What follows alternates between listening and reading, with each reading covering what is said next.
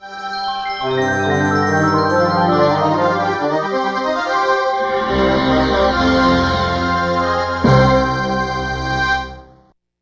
going on, everybody? It's Korr here, and welcome to Ford Racing 3. This is Ford Racing 3, and that voice was not me saying that, it was the game. So this is a 2000 and... Let me check when it's from, I forgot. This is a 2004 racing game developed by Razorworks and published by Empire Interactive, which I think are the same people who published the first few Flatout games. And as you might be able to guess from the title, this game features exclusively Ford models. So let's go ahead and get straight into it. Alright, so this is your main menu screen. As you can see, you have quite a few options. We're going to go straight to single player. And Ford Competition is the career mode. Ford Challenge is basically like a challenge series. Ford Collection is the quick race mode, which is where we're going to go now. And this game has more race modes than Need for Speed Heat, and it's 15 years older. But to start with, we're just going to do a regular standard race, as this game calls it. So first thing you're presented with here is the 5 vehicle classes in the game. Vintage, Classic, Modern, Performance, and Off-Road. So Vintage is, as you might expect, the Model T and the Model A, and then Classic is all the old Fords, this coupe, otherwise known as a lead sled. Capri, 66 Fairlane, I might drive that because one of my favorite Ford models. XB Falcon, 64 Galaxy, and so on and so forth.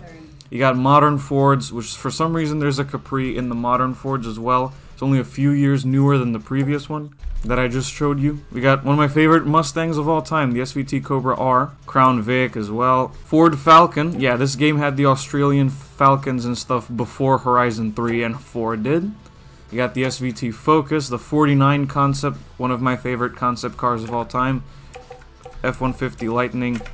Then you have all the off-road Fords, like for example, this EX concept, or the old Escort, or an F-150, or you can even drive the RS200, but right now I just want to use a road car, so... You know what? As wildly inaccurate as the model is, ST220 Mondeo, because it's one of the most underrated sedans of all time. After you select your car, you have a choice between 5 different locations, out of which 2 are only accessible if you drive an off-road vehicles. That's 3 locations most of the time. Let's try the Lost Village. So set that to 1 lap because I have no patience. We have a video to get through. So let's go.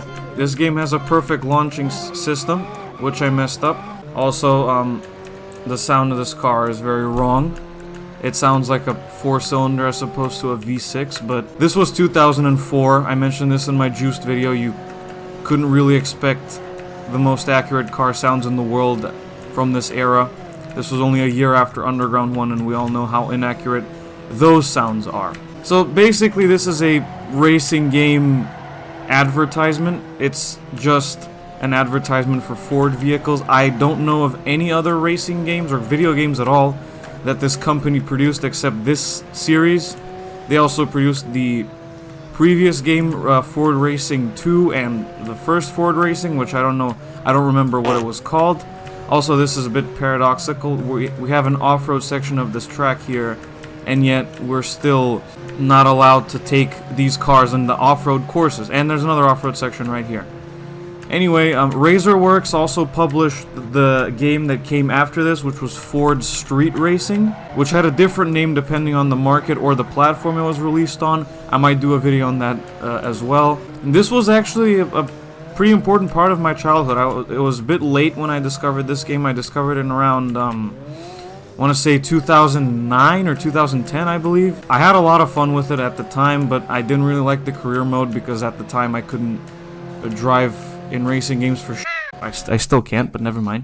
Also, yes, the announcer lady has to cite out the menu option whenever you select it. So every time you select something, she has to say it out loud. So in the meantime, let's check out some of the other race modes. For example, let's try Overtake, which is, I believe, works the same way as overtaking the challenges in other racing games that you've played. I was gonna say an example, but I just realized I completely forgot. Also, this game features this really horribly ugly Ford Focus concept. I have no idea what this is. It's probably a SEMA concept of some kind, but it's hideous. Although this Mustang FR500 here is more than makes up for all that. Blah, blah, blah, blah, blah. You know, I'm gonna try the Mustang GTR, because I haven't seen the Mustang GTR in any other racing game except this one and Test Drive Unlimited 1. And in here it sounds a lot better than the TDU version. So the point of this challenge is to overtake as many drivers as possible in the allotted time. So I have to overtake 25 cars. And yes, the game will get pissed at you if you bump into them or scratch them while you're trying to overtake them. Try to make them clean overtakes. And if you can also get an overtake bonus, as you can see, and earn a few more seconds on your time limit.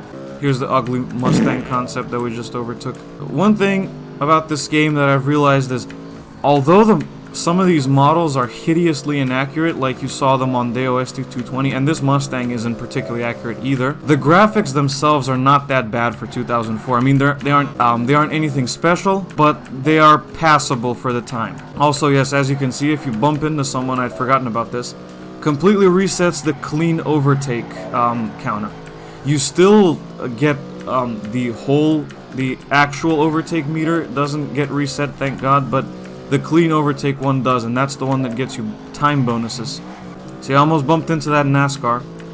Come on, just 4 more drivers and 15 more seconds. Can we do it? Can we do it? Come on. I just got interrupted by a message saying that my Windows license is gonna expire soon. I swear to God, with this computer, I'm just gonna throw it out the window.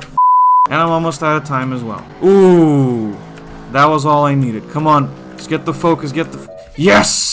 With 5 seconds to spare. Okay, that was actually pretty fun. Now it's finally time for this interesting race mode that I haven't seen done a lot of times before, the relay race. So I picked the Mustang FR500. I'm going to select a different track now. Let's try the Mountain Drive track. Alright, let's go. Nope. Let's try getting a perfect start this time.